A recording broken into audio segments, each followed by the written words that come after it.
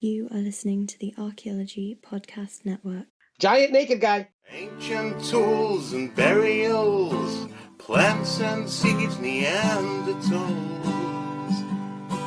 All these things we make no apology are the study of archaeology. But we don't do dinosaurs. No, we don't do dinosaurs. Hey everybody, welcome to the Archaeology Fantasies podcast. We tackle the hot topics in today's fringe archaeology and alternative history from a critical point of view. I'm your host, Sarah, with my co-host, Kenneth Bader. This is episode 3, where we talk about the media's portrayal of fringe archaeology, Ken's brush with movie fame, and giants.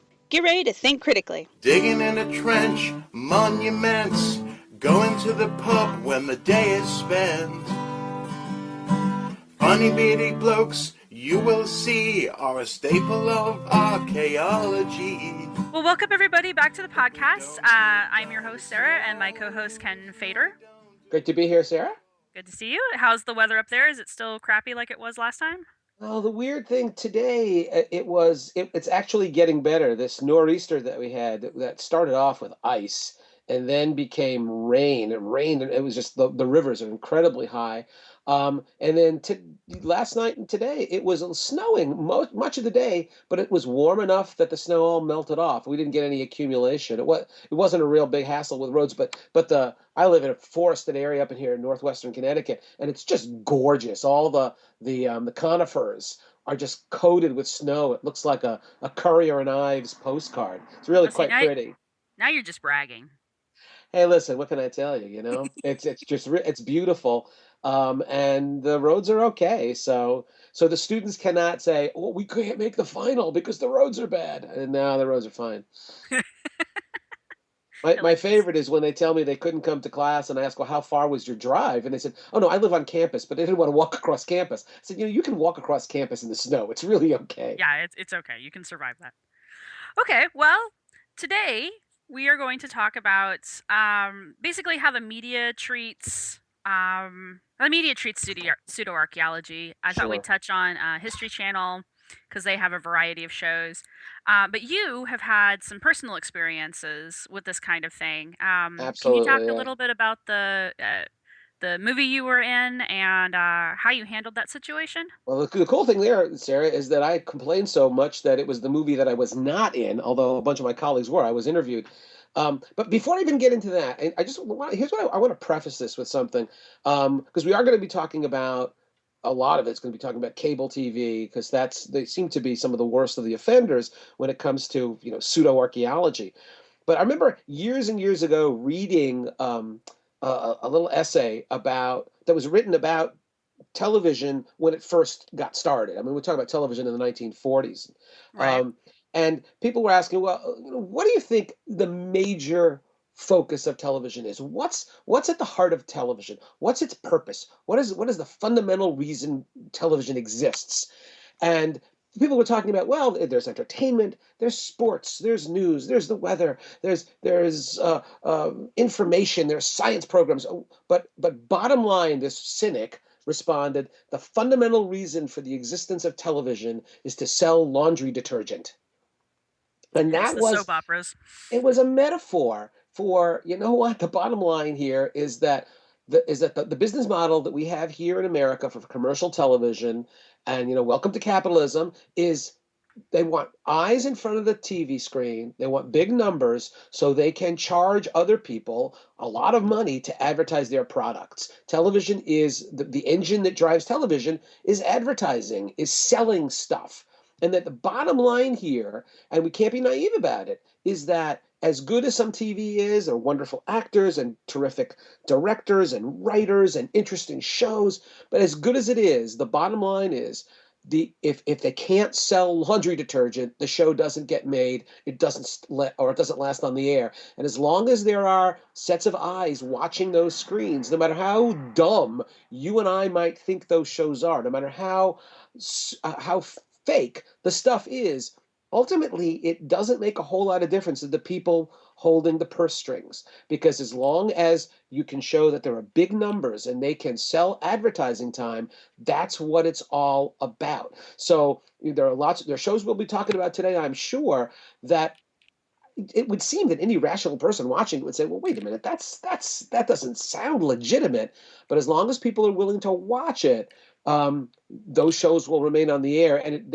And our responsibility as archaeologists is to point out to people that may be entertaining. There may be a lot of people who want to see that stuff, but here's why we think it is harmful for people to have these very gross distortions thrown at them about the past. And that leads me to the story that we opened up with.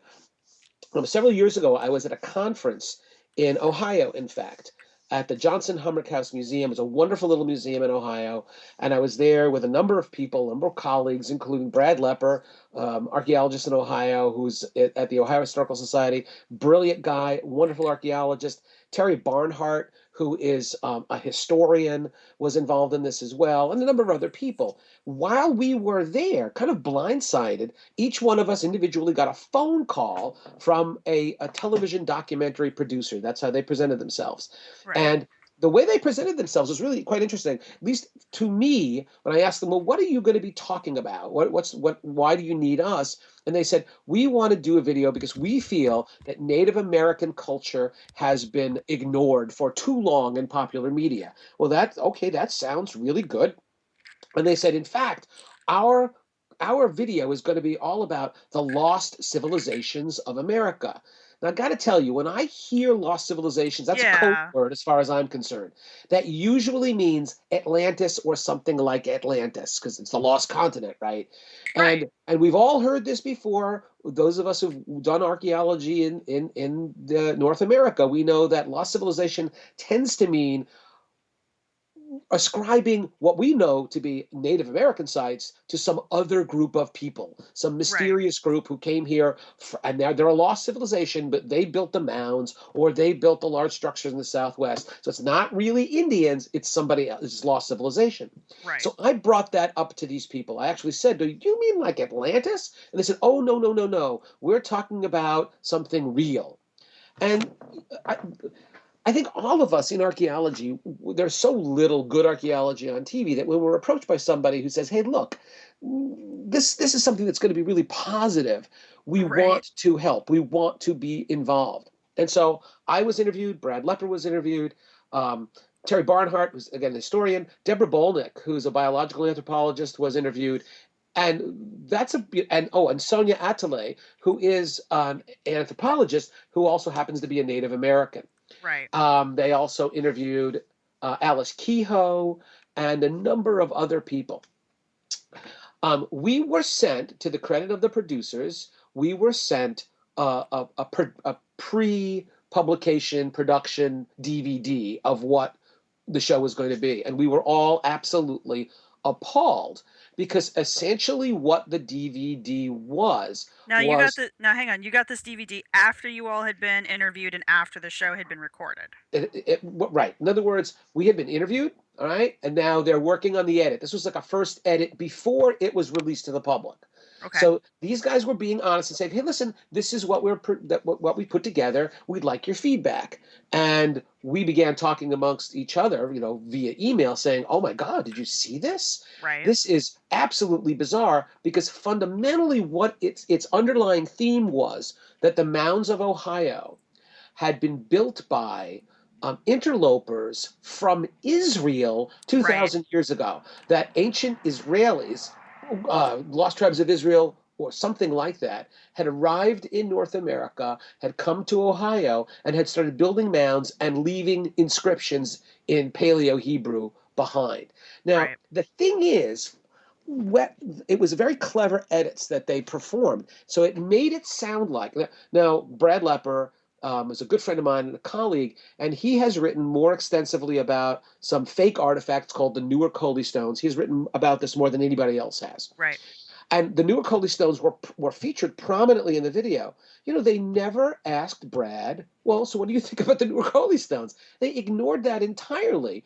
But the reason for the reason why they interviewed professional archaeologists, is what they wanted from us, and we gave it to them naively, was an agreement that, yeah, there were a lot of European settlers in America in the 18th and 19th centuries who denied that the native people had been responsible for the mounds. The whole mound builder myth, this mysterious group of folks who were not Native Americans who ostensibly had built the mounds, that's on the European settlers, colonists, travelers through the American Midwest who simply, for fundamentally what were racist reasons, denied that Native Americans had been responsible.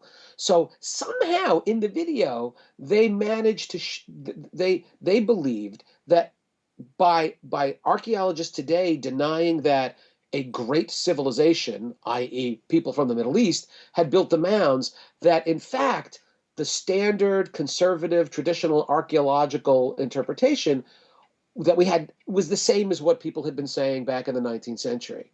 So it was this weird intellectual leap that here we are, archaeologists, who will give you the gospel about the Native American responsibility for these wonderful archaeological sites and the enormous sophistication of their civilization, but somehow that was being interpreted as us denying that Native Americans were responsible for the mounds. It was really very peculiar.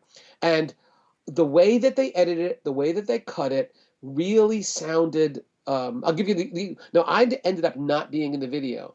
But the Right. worst part of it for me was, all right, they asked me about, well, what kind of evidence would you need to prove that people from someplace outside of North America actually got here before Columbus? And I said, well, that's actually a really interesting question, because in fact, archaeologists today absolutely will confirm that. And I gave them the whole story of L'Anse Meadow, the Norse site in Newfoundland that dates to 500 years before Columbus.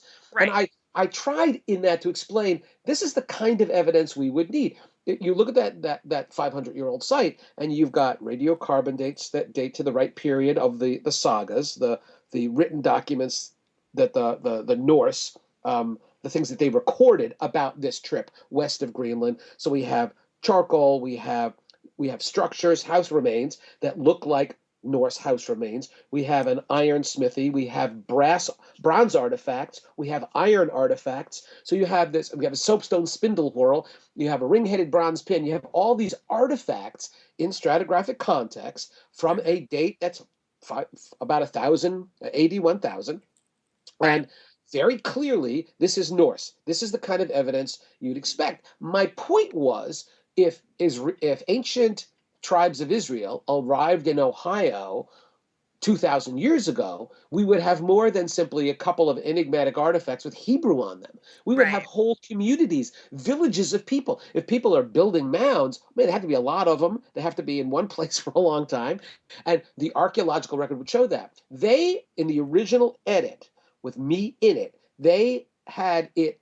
The point of my testimony was to show how, well, if the Norse could do it, if clearly we've broken that Columbus stranglehold on who discovered America, well, then why stop at the Norse? Why not Phoenicians or Celts or lost tribes of Israel? So Because we they have no went. evidence.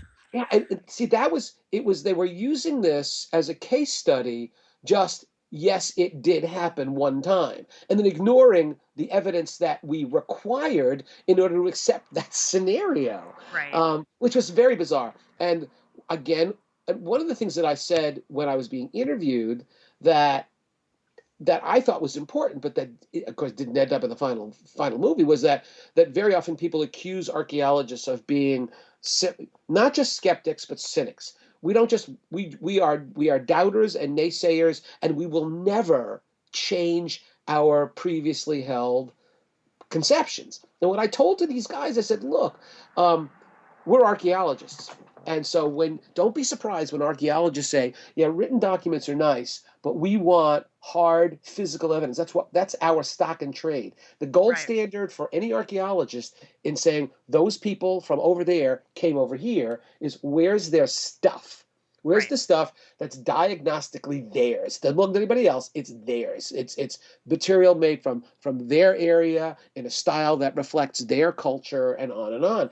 And Mhm. so the point I was making was until the early 1960s when Einstein, Ingstadt, and Helge Ingstadt actually found physical evidence in Newfoundland, you're damn right. Archaeologists were skeptical about taking the Norse sagas literally. That Mhm. didn't mean we were wrong to be skeptical. It meant, listen, we're going to be skeptics until physical evidence is forthcoming. As soon as that physical evidence was forthcoming, archaeologists all said, that's awesome. That's great. You now Yeah. have proven that the sagas are legit. Nobody jumped off of a building, out of a building. Nobody killed themselves. Nobody became manically depressed. Nobody was institutionalized. We all said, wow, that's fabulous, because that's exactly Yeah. what we need. It The same thing was. is true in virtually any other case where archaeologists or historians say, we're kind of skeptical about that. But then when the definitive diagnostic evidence is brought forth, oh yeah, okay. Anyway, so what happened with the legend, the the lost civilizations of North America is that what Brad and all of us actually working together posted a disclaimer on the Ohio Historical Society's website saying, "Hey, look, everybody, we're in this show, and if you were to watch this show not terribly carefully, it would sound like we were providing confirming evidence, confirming testimony to the basic claim that." You know what? People from somewhere else came to North America in antiquity and built these mounds. And we were saying that we absolutely disagree. We don't accept that. So we wrote a disclaimer. I know that Alice Kehoe wrote a short piece that was published saying, hey, listen, you guys have completely misrepresented what we were saying. And then Brad and Terry and Deborah Bolnick and I actually wrote a 3-part article for the Skeptical Inquirer where we talked about just sort of the general issues of trying to deny that Native Americans were responsible for the mounds and putting it in historical context. Brad was the primary author of an article about the Newer Coley stones and other artifacts that supposedly have old world scripts that date to antiquity. And then Deborah wrote her piece about the DNA analysis. She's done amazing work on Native American DNA, Mhm. and has shown very clearly that the DNA found in the skeletal remains of Native Americans all is traceable to Northeast Asia and not Southwest Asia and not Israel or Lebanon or Jordan. And Right. so he wrote those pieces out. My favorite part about the lost civilizations of North America is that the video was highlighted in an episode of one of the Glenn Beck's show, where Glenn Beck was showing pieces of the video and saying, "Why has this been hidden from us? Why have I never heard of this? Jews in Ohio 2,000 years ago." Profiles in CRM, a weekly podcast, asks CRM professionals 8 simple questions. The first questions establish education, location, and experience. The last questions are a reflection of that experience, and the answers will surprise you. Check out the show on iTunes, Stitcher Radio, and at www.archaeologypodcastnetwork.com/profiles. On that page, you can also request to be interviewed for the show. It only takes 20 minutes, and you don't need any special equipment. Now let's get back to the show. One of my favorite stories about the Newer Coley stones is that recently I was in front of a committee on my campus, and applying for a sabbatical, and I'm talking about some of these fake inscriptions found primarily in the 19th century. And I actually have in my hand a replica of one of the Newer Coley stones. It looks kind of like a plumb bob, and it's got Hebrew writing. I mean, I recognize it as Hebrew writing on 4 sides of it. And I passed it around to this committee, and one of the people on the committee is an Orthodox Jew who knows Hebrew. Right. And he said, well, what is this exactly? And I said, well, this is supposed to be an object from 2,000 years ago left by Jews in Ohio. And he said, 2,000 years ago? I said, yes. And he looked at it and he said, but this is the wrong kind of Hebrew. This is modern Hebrew. So here's a guy who knows nothing, no prompting, nothing at all, no foreknowledge about this artifact, but immediately diagnoses it as a fake because it's Hebrew that only was developed like a couple of hundred years ago. I said, yeah, well, that's exactly the kind of problem that we have. So tell me how, because I know that, I mean, you said kind of offhandedly that you complained enough that they took you out of the video. Right. But when my professor explained it to me, apparently you had to like threaten legal action to get out of the video. So what process did you end up having to go through to have them edit you out? Ultimately, I didn't have to bring up a lawsuit or an attorney at all. The person who had the greatest number of problems was Deborah Bolnick, who actually brought a copy of this to her on-campus attorney because she's not. I'm tenured full professor, so I'm bulletproof, but she's not, and she was very much concerned that anybody seeing this video would think that somehow she had kind of lost her marbles and was supporting something that clearly had there was no evidentiary basis for. So she's the one who I think who actually threatened, or at least brought up the possibility that she would engage in legal action. If I remember correctly, one of Deborah's major problems was, and this happens when you do videos, when you're interviewed for documentaries. They may interview you for 3 hours, and 5 minutes of it ends up in the video. Right. And when they edited her stuff, Deborah was convinced that they had sort of reversed questions and answers. So if she said yes to an answer, and that was her legitimate answer, and said no to something else, that what showed up on the video sounded like she was saying no or saying yes to a question that she actually answered no to.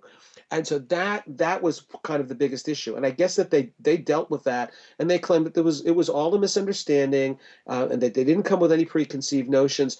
Now, what we found out later on was that the people involved in the video were, in fact, what some Mormons have explained to me as kind of a fringe sect of Mormons. So that a lot of what you saw in that video, which is why Glenn Beck embraced it, was in fact a kind of literal interpretation of the Book of Mormon that most Mormons do not adhere to, but that some do. And so some of the responses that we got to our articles and to our posting, our disclaimer posting, some of the strongest support we got was from mainstream Mormons who said, yeah, these guys are crazy. Yeah. Okay. So did they pull her interviews or did they just adjust her interviews? They adjusted her interviews. No, they pulled you completely. They pulled me completely. And, I never found out. I was grateful that they did, and was never quite certain why they did. But I think that ultimately there just was no way they could. And this wasn't because I was smarter than anybody else. It's just that the things they asked me to comment on, they could not so misrepresent that they could use my material. Although they tried, it just wasn't working for them. That's the only interpretation that I have. That my stuff just didn't work according to their overall view. But they could interview Brad Lepper talking about the amazing octagon earthworks and use that as, see, people don't know about these sites because there's this conspiracy of silence, and yet even a professional archaeologist admits that these were spectacular places. Because one of the funniest parts about this, Sarah, was that one of the underlying themes was that the archaeological community has engaged in a conspiracy to keep it quiet, that people in the New World, in antiquity, had enormous urban settlements like Cahokia, or spectacular mound sites like Serpent Mound or like Mound City, and so that they were in this video blowing the lid off, man. They were exposing this to light where us archaeologists, of course, have been trying to hide it. And I thought that was hilarious when you. And at some point I did a little bit of a survey, and just like in the American Midwest alone, there are like 80 mound sites open to the public many of them with museums. You get a site like Cahokia. Cahokia has a state-of-the-art museum, and the last I looked, their attendance in a given year is over 300,000 people. Right. We're doing a pretty lousy job of trying to keep it quiet. If we build museums and encourage people to come and we get 300,000 visitors, how does that fit some kind of a theory of a conspiracy to keep it all quiet? It was just kind of absurd on its face. Now, Yeah. one of the things that all of us will admit, all archaeologists will admit, is that, you know what? Not enough people are aware of the spectacular technological, engineering, scientific, mathematical achievements of Native Americans, of American Indians. Too many people, if you say American Indian, if you say Indian, the immediate image they have in their minds is of nomadic, primitive people living in teepees and hunting buffalo. And yeah, there were some people who lived in teepees and hunted buffalo, but that is a huge variety and diversity of cultures. North America had aboriginally as diverse an array of cultures as any other continent in the world, and more people need to know about that. And it's unfortunate that we don't, but that's on us. Archaeologists working maybe with cable TV should get out there and spread the word of this amazing and spectacular archaeological heritage that we find right here in America, and it has nothing to do with ancient aliens, it has nothing to do with Templar Knights, it has nothing to do with ancient Israelites or Phoenicians or Celts or Romans or Egyptians. It has everything to do with Native Americans working this stuff out on their own without help from a Peace Corps or whatever it is you want to call it. Right. And that's really important. My funny story is when I was an undergraduate, I actually did a term paper about Cahokia. I'd never heard of it before. Cahokia is this amazing site in Illinois, east side of the Mississippi River, nearby to St. Louis, I think it's Collinsville, Illinois. And this site may have had a population of over 10,000 people. There are 200 mounds. Monk's Mound, which is the largest earthwork in North America, is by volume the fifth largest pyramid in the world. That includes all the pyramids in Egypt and Mesoamerica. So it's a huge communal piece of work by a large coordinated workforce. These people were agricultural, they were sedentary, they traded over hundreds and hundreds and hundreds of miles of raw materials. So these guys are a sophisticated, enormously well-developed, highly developed civilization. Right. Civilization is the only word we can use for it. And what Well, I they were saw massive, so yeah. I mean, exactly, yeah. the numbers I've seen is there were more people living in Cahokia than there is in modern Paris. So You know, that's it is one at the time. It was one of the largest settlements in the world. When you look at the oldest cities, the places that are defined as urban settlements in the Middle East, these are places mentioned in the Bible. So you have Ur and Uruk and Eridu. The kind of the cutoff point for population size, where archaeologists and historical geographers and cultural geographers will say that's a city, is about 10,000 people. So when we look at the Middle East, we say, wow, that's a city. There's 10,000 people. Well, guess what? AD 1400 in what today is Collinsville, Illinois, there was a city. It was a Native American city. The first time I saw it, though, Sarah, I was at a Society for American Archaeology conference, and I was a grad student. And I thought, oh, this is so great. It was in St. Louis, so I was, within spitting distance of Cahokia. And I went downstairs to the lobby to ask, the guy behind the desk, how do I get to Cahokia? He had no idea what I was talking about. None. He said, yeah, "Excuse, what's that, sir?" And I said, Cahokia, the big Indian site. And he looked at me like I was demented, and he said, oh, sir, there haven't been any Indians around here for years. well, and So, that's kind of amazing because you can see Monk's Mound from the interstate. Like you will yeah, drive past it. You can't miss it. It's massive, well, and the interstate is practically right next to it too. So right, you know, right. Yeah, when I was there, when I actually took a bus to Cahokia, and even the bus driver, he said, "Oh, where those big hills are?" He said he just thought, "Well, they're just kind of hills." I said, "No, no, man, those are pyramids of Earth." I said, wow, I yeah. didn't know that.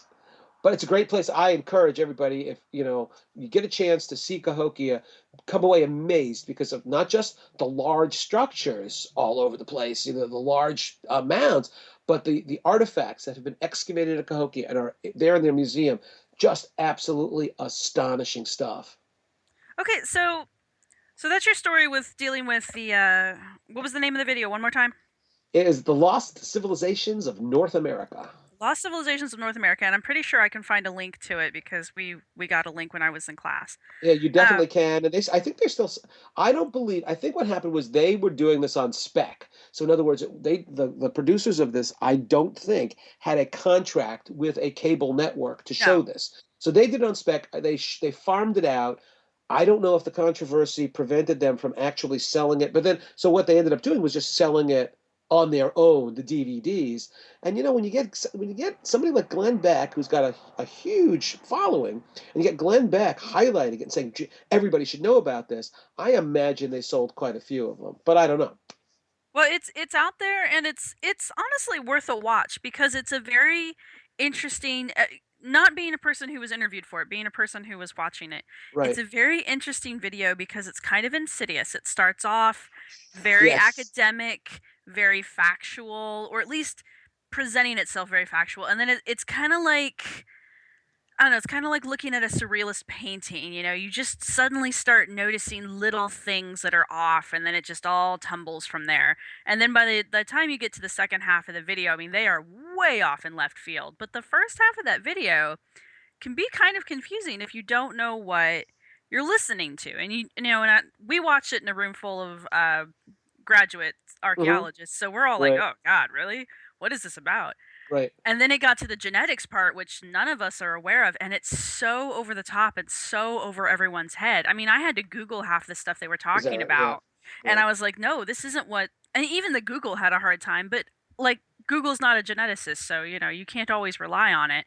But Right. even that was enough to tell you that what they were trying to claim and prove was completely out there. Yeah, I highly recommend anybody who's listening to this podcast, if you're interested in the deconstruction of the video, you can find the three articles that were written by Brad Lepper, Deborah Bolnick, Terry Barnhart, and me. You can find them and download them for nothing on the website of the Skeptical Inquirer.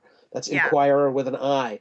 And if you look around for the lost civilizations or just type in my name, Fader, Feder, you'll find those. And the third of the articles, you're talking about the DNA. Deborah Bolnick, who's just brilliant, she does a really good job of breaking it down, especially for people who don't have a background in genetics. She can explain exactly why what their geneticists said just absolutely either 20-year-old stuff that geneticists know is not true, so she does a great job of that. So by all means, go and check those out and see for yourself how we responded to the claims and allegations and the perspective of the producers of that video. And we'll try to get everything linked in the show notes for this episode so that you don't have to hunt that hard. There you go. There you Um, go. so I okay, can send moving. those to you. Yeah. I actually have links to your guys' articles Okay. because Great. it's one of the first things Fantastic. I read. Anyway, moving on. So you said you had a story that was similar, but it was happening to a colleague of yours. Yeah. I don't know if have you watched any of this, what the search for legendary giant? What's I don't even know what the name of the show is at this point, but it's on the History Uh-uh. Channel, and it's the Jim and Bill Vieira, these brothers who apparently are traipsing around the country looking for evidence of, again, the Smithsonian and other archaeologists have conspired to keep the truth from the public, that in America's past is populated by giants who are 10, 20 feet tall, and that they're responsible for building the mounds. It's this incredibly bizarre thing. It's what they do is they basically and Jim Vieira is the guy who had a one of these TEDx talks. Uh-huh. We all heard of the TED Talks. Well, that organization apparently had a policy where even if you weren't a famous person, and even if you weren't a person that had a lot of support from academic support or whatever, you could do a TED Talk, but it was called Right. TEDx. And Vieira did one, and I watched it, and it was just it was mind blowing. And I can't even describe what he's talking about. But one of the themes of his work is that, well, he's gone through a bunch of 19th century newspaper articles, taken them literally. And clearly, he has never, I don't think he's ever seen a human skeleton. He certainly hasn't excavated a human skeleton. And based on these 19th century descriptions of large bones, he has decided that the Smithsonian knows about this. There's been this long running conspiracy to hide the truth. And maybe at some point we can do a whole podcast about that show. But anyway, Right. what they did up in Massachusetts is, and for anybody listening to this who says, man, Fader's not making any sense, I don't understand how these things are connected. Trust me on this one. I'm not the one not making sense. It just really doesn't make any sense. Yeah. But part of their hunt for giants, the Vieira brothers have found, or it's not, they haven't found it, it's historically well known, a stone chamber in Goshen, Massachusetts. And it's very well made.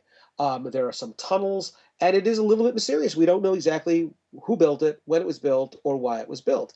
Somehow or another, this show has decided that this stone chamber has something to do with giants.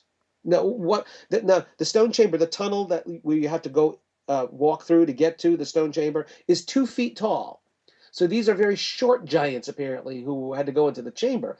In any event, I'm actually reading Jason Colavito's blog about the show, and I see 2 names of guys I know. And these are real deal archaeologists. Guys, these are people who do great work. Eric Johnson, who's a lecturer at UMass Amherst, and I've known Eric forever, and Steve Mrozowski, who's at the University of Massachusetts in Boston. And again, I mean, Mrozowski's brilliant. I mean, just spectacular, does mostly historical sites archaeology, really a good guy and smart. Somehow or another, Mrozowski and Eric Johnson were on this show talking about this particular feature, the stone feature.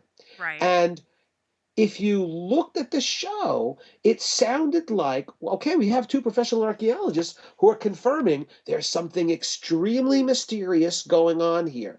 Now, Mrozowski has been so incensed at how his stuff was edited and shaped in the video. He's actually, and I'll send you this link, Sarah, he's actually commented on his blog. He's at UMass Boston, and I guess it's the Fisk Center, which does their archaeology center. So he's on their blog. He has a couple of detailed deconstructions of how he feels used and abused by these guys. Again, in the editing, he says, listen, they never said anything about giants. They never said anything about biblical stories. This was all about, hey guys, we're doing a video. We've got this really interesting site. You're an archaeologist. Come and tell us what you think about it. And Steve has said, he gave them a lot of details about what he thought might be going on in the site, but none of that was there. Essentially, especially Mrozowski's name was used because he's a well-known, highly respected professional archaeologist, and the fact that he knew nothing about the connection to giants is kind of telling. And he sounds pretty pissed off, and I'll send you that link. But and in fact, Brad Lepper on his blog has talked about this as, here's another example of an archaeologist thinking, well, it's good to be involved in these kind of public outreach ways. And if somebody producing a video wants us to be on this and we can talk about archaeology, that's a good thing. But man, you got to be really careful, because what they're looking for is your name, and it says PhD after it. And if you say anything like, well, it's really interesting, man, they grab that, they take that out of context, they don't provide the rest of the sentence. It's really interesting, but I think it dates to probably only about 100 years ago, and it probably is some mundane thing. That's all blipped out, that's all cut out, and the only thing they've got there is you looking at this site going, wow, this is really interesting. And the Goshen chamber and tunnel, yeah, it is really interesting. That doesn't mean it has anything to do with giants. And that's one of the things that happens is in the case of the lost civilizations. If they had come to us and said, listen, we are doing this video and our perspective is diffusion, our perspective is that people from the Middle East came here, at least we would have been aware of what we were setting ourselves up for. Right. But, and I think that But they're I'm deceptive on purpose because they don't want you. This is my opinion, and I think it's right because it's my right. opinion. Right, of Um, course. but I think they purposefully come to you guys deceptively because they know you won't help them if you know what they're looking for. And they Right. also know that if they can get you to say just the right thing at just the right time, they can edit it and make it sound like you're supporting them. I mean, I've watched Scott Walter do this on his show a Is couple that right? times, American Unearthed. He interviews, I think it's the second episode actually. Hmm. He's got the state archaeologist for, I believe it's Arizona. And I mean, I can tell that this guy doesn't believe a damn thing Walter's trying to sell him, but the Right. way that they cut it, it's very unsympathetic to him because it makes him look like at points that he is actually agreeing with Walter, even though you can tell he doesn't mean it. And so I'm like, this is just some very creative editing. And unfortunately, this guy, who is a state archaeologist, so he probably had to be there because Right. they were on an actual archaeological site, a known site. Hmm. And Walter wanted to do all this crazy crap. And he finally ends up bringing in a, a magnetometer Hmm. or a ground penetrating radar. And that's the only thing they'll let him do because you don't have to disturb the ground to use it. Right. Right. And But the whole episode, Scott's trying to convince the state archaeologist that he should just let him dig. Just let me dig. Just I can dig this in a couple days. Or there's already been people up here disturbing it. Why can't we just dig up what they've already dug? And it's one of those situations. They're just right. waiting for the right thing so that they can twist it. And of course,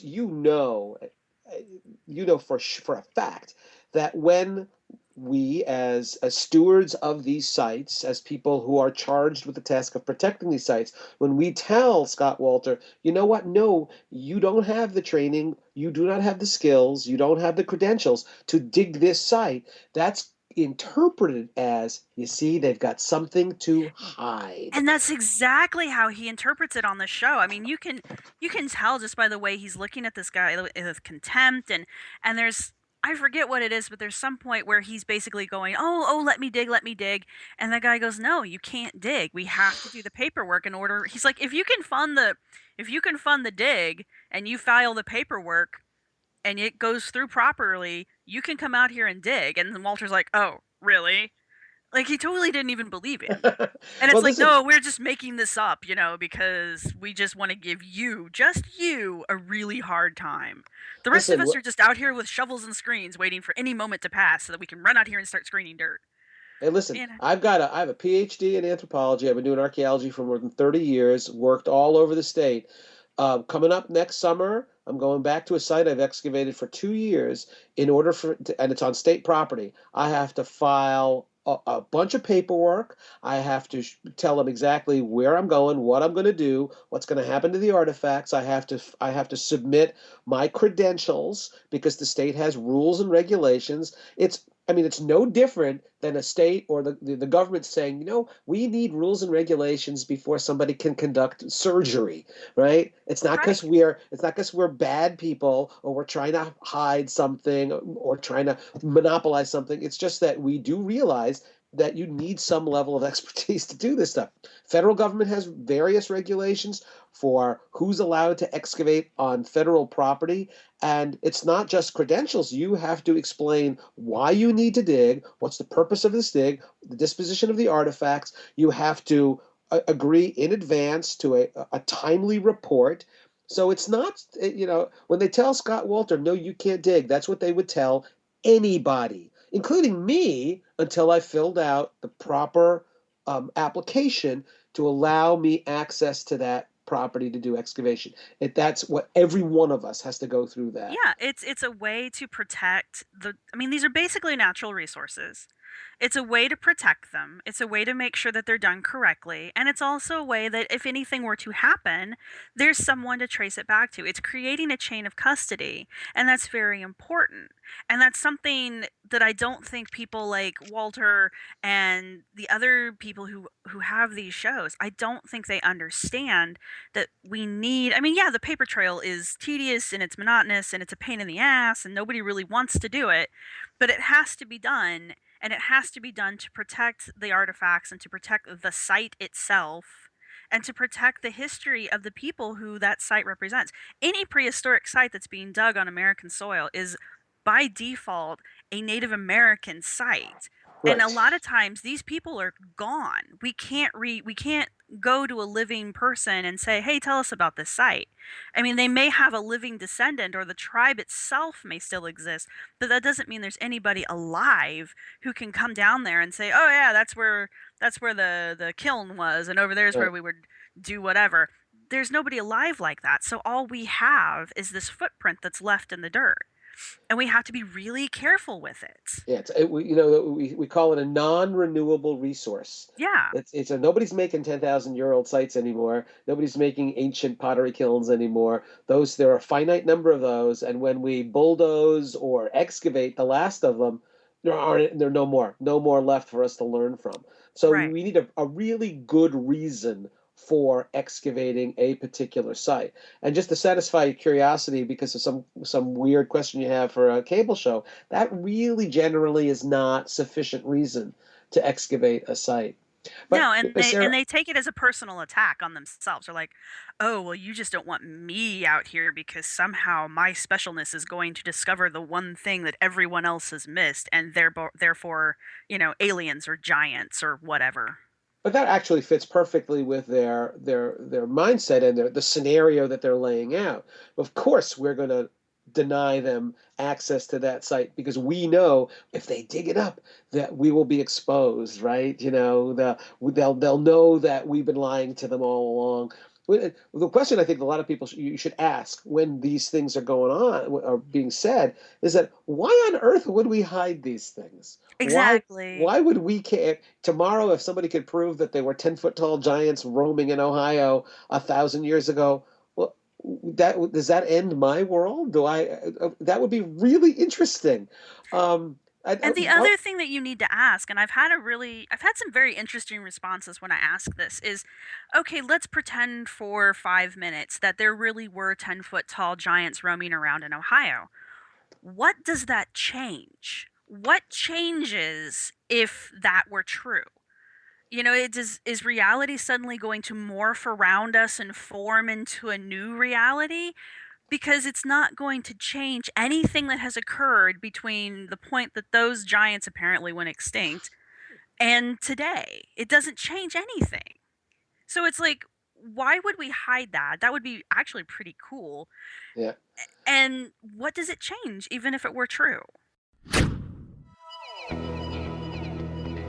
All right, I'm here with Jordan Harbinger from The Art of Charm, and he's going to tell us what the Art of Charm podcasts are all about. Go ahead, Jordan. Hey, sure. So thanks for the opportunity. Basically, what we do at AOC, this is the show that we wish we had 10 years ago, and I'm 34 now. So there's a lot of folks that are 20s and 30s, and we look at how we live our lives and the way that we do things, and it's always that if I had only known. So what I'm doing with The Art of Charm and what we're doing as a team here is we bring together the best minds in pretty much every industry to teach people how to crush it in life with their relationships, at work, etc. So it's like having a mix of experienced mentors teaching you their expertise and packing all their research and testing and tough lessons, School of Hard Knocks or otherwise, into a curriculum. And we're very practical, which is great for your sort of scientific audience as well. Yeah, absolutely. This is great for networking, for just learning some personal skills that you can use on the job, and for finding jobs and your relationships with people.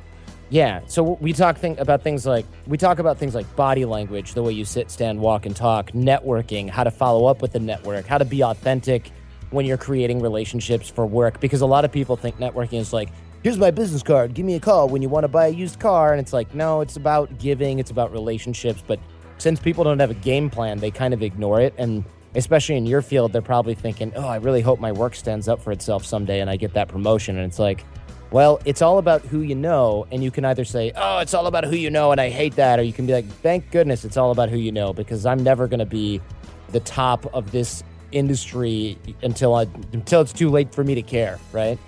Right. All right, so go check out the Art of Charm podcast on iTunes, Stitcher, or wherever you download podcasts, and you can find them also on www.theartofcharm.com.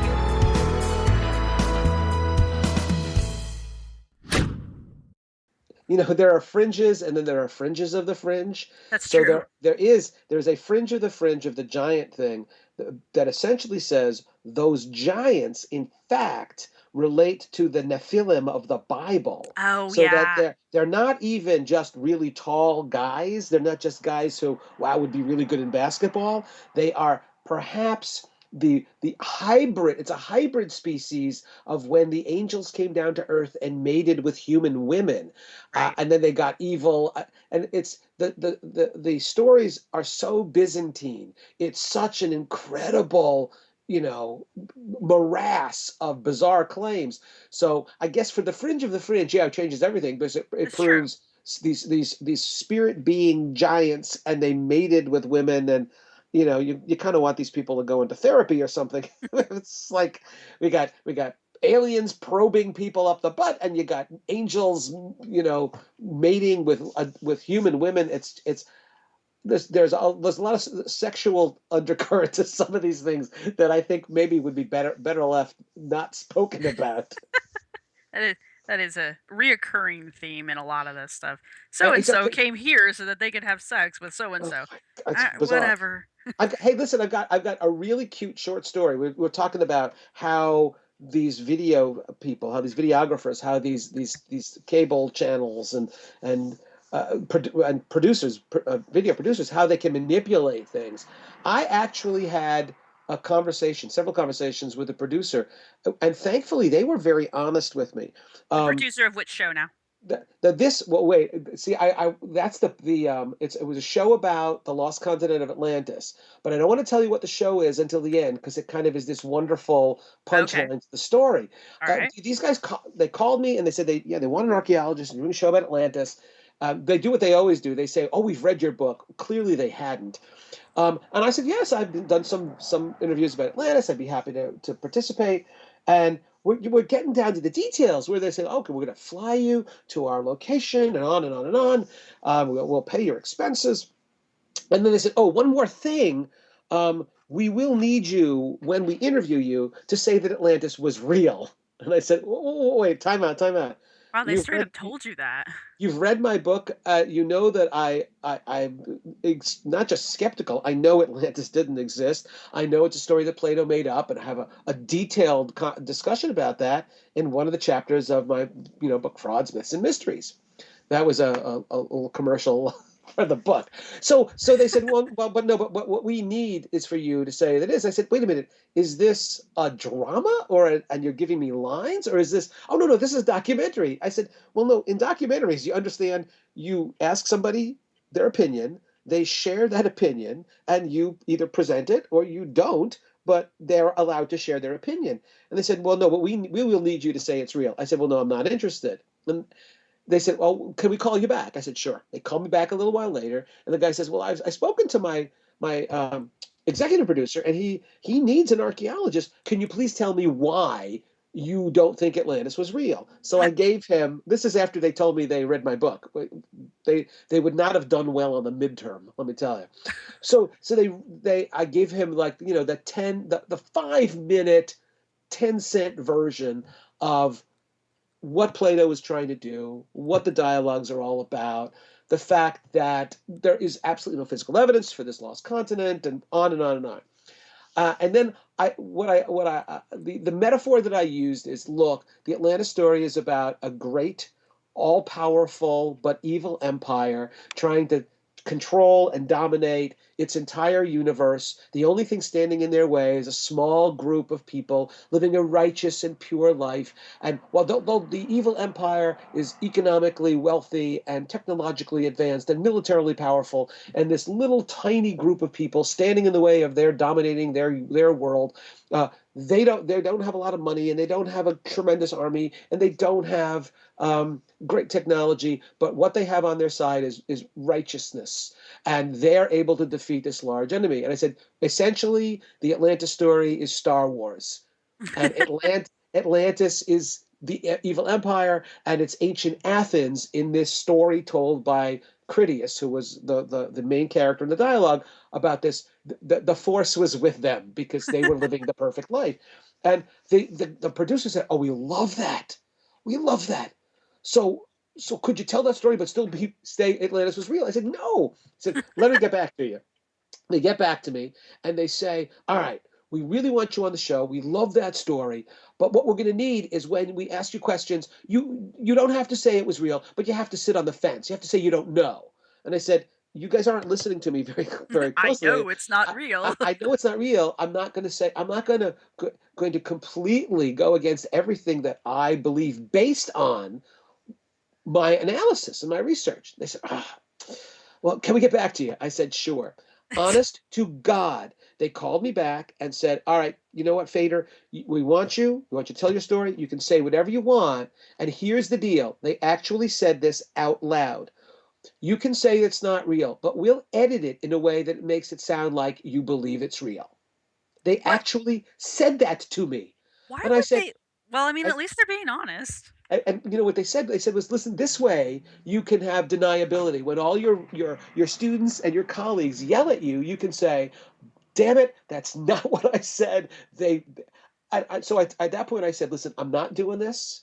Please Yeah. stop. Please stop calling me." And then I asked them an interesting question. This gets back to what the video was, which actually was on TV. I said, "Why, good God, if you're doing a documentary, why are you not just interviewing people and sharing with the audience what their actual opinions are?"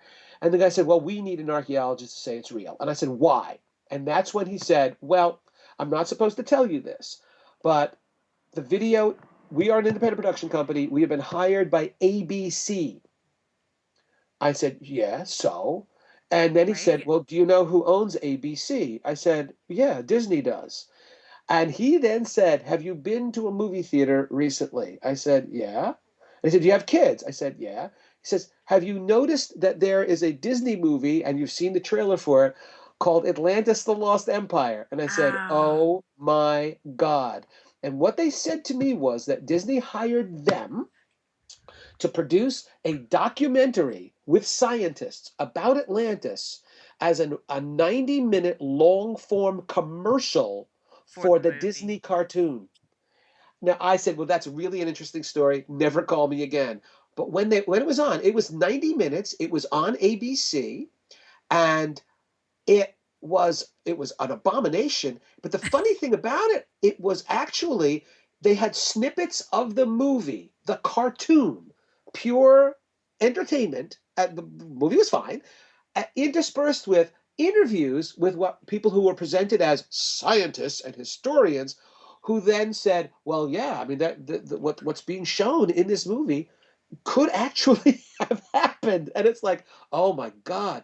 And what was really cool was that all of the kind of the art design and set design, the backgrounds, all of that stuff looked like this combination kind of Maya, Aztec, and Inca architecture. And that Right. was done intentionally to make it sound like, oh my God, the stuff that you can really see in an archaeology book, that all came from Atlantis.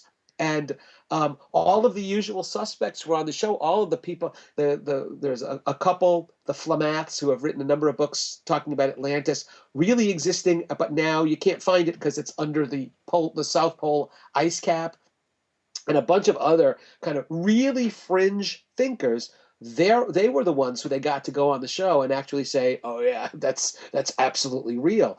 I'm not sure they convinced. They certainly didn't convince me to be a participant. But that was the deal. I mean, I have to thank them.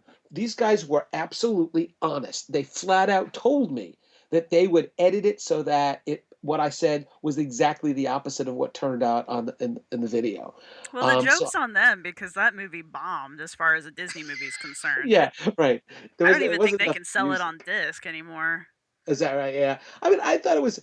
I like the look of it. It was very silly, but to kind of how cynical is that for a large corporation to say, "Listen, we've made this movie for kids, but the parents have to want to go with the kids."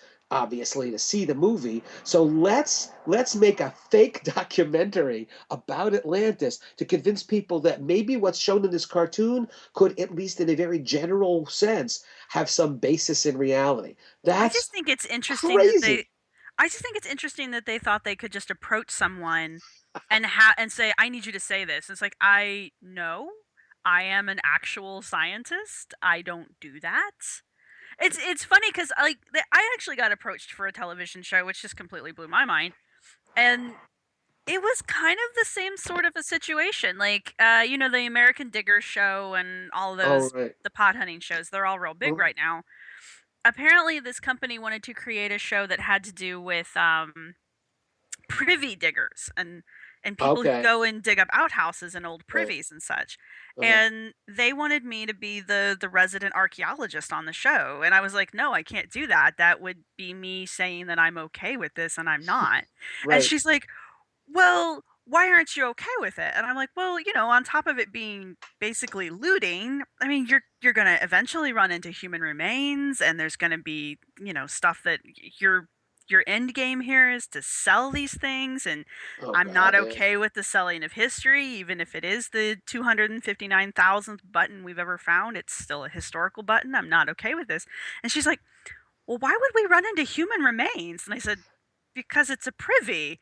And she's like, I don't understand. And I said, well, that's where people throw trash. And back in the day, they would throw everything in the privy. Right. And, Right. sometimes there were unwanted things that went into said privy. And she was just like, blew her mind. And I said, and I can't be a part of a show that could potentially be having human remains, and especially human fetal remains, just up on television for everyone to see. I'm not okay with that. And what's kind of And tragic is that here she is doing this show, and she's done no research, none, right. because she Well, would and have known this. I don't think she was the producer. I think she was just Right. the person who was out contacting people. Right. But like, Right. it just completely blew her mind that these things could possibly even be in a privy, and then that I wouldn't want to be part of it. And she tried to she was very nice. And I'm not trying to say that she wasn't, but she kept trying to find all these different ways to, Right. couch it so that I would say, okay, I'll be on your show. And I was just like, no, I can't do that. I said, and the other thing I told her, I said, you do realize that a show like this, if I were on it and it was done poorly, this would be career suicide Oh, for me. absolutely. Oh And no, she's it'd like, be no, I don't think it would be at all. I mean, you'd be on television and everyone would know you were an authority. And I said, I'm not a doctor. I don't have my PhD, so I'm really not qualified to be talking about things at this level. right. So, first off, I would be being arrogant. And secondly, I cannot be associated with looters. I can't. I said, I'm sure they're very nice men, but they are still looting. Yeah, yeah. Here's the deal, Sarah, that actually your experience is very common. And I've talked to a number of other people who, when we bring up these moral and ethical dilemmas, this is why we cannot participate in this. This is why we think what you're doing is wrong. It's not even that people have tried to argue the point, it's they don't even get the point in the first place. Yeah, they don't Well, even but what's the understand why problem? it's wrong. Yeah, Right. So it's like we're completely talking at cross purposes here. But this is entertaining. People will want to see it. I go, well, people might actually turn on to a show if you did public executions. That doesn't mean public executions are legitimate just because we come back to what we started with. Just because you probably could sell a lot of laundry detergent on that right. show doesn't make Doesn't it mean you right. should. And it's those are folks who and on an optimistic note, maybe those are people who can be educated concerning why these are issues, why we don't want to see the past destroyed for entertainment purposes, why we would love it if they would focus on real deal archaeology so people can understand what the human past of North America, what it really shows. And it's And I mind-boggling totally and cool. I totally tried to sell her on that. Like I tried to explain it to her. I only had an hour on a Skype call, and I tried to explain the ethical and moral problems here, not to mention like the legal problems they were going to encounter. Right. I said, and I would totally be okay if you wanted to bring in a team of archaeologists and we would excavate the privy and your two gentlemen could be part of that excavation. Not everyone on an excavation has to Oh, have a right. Sure. degree.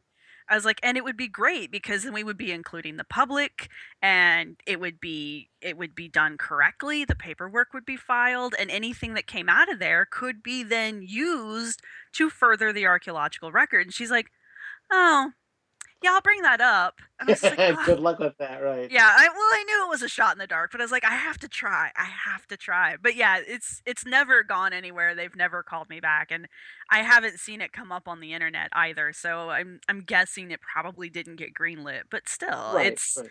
the fact that that kind of thing even I was waiting for the trap to get sprung the whole time, but she wasn't even trying to be devious. She just didn't really know. That's exactly right. I mean, that's exactly why, the experience I had with these guys who were more than willing to tell me that, okay, we'll say what you want. Well, that's fine. We'll edit. It was all the end game here was to get something on TV that would draw a big audience. Right. And that how you got there, well, why is that even relevant? Why do you care? Don't worry about it.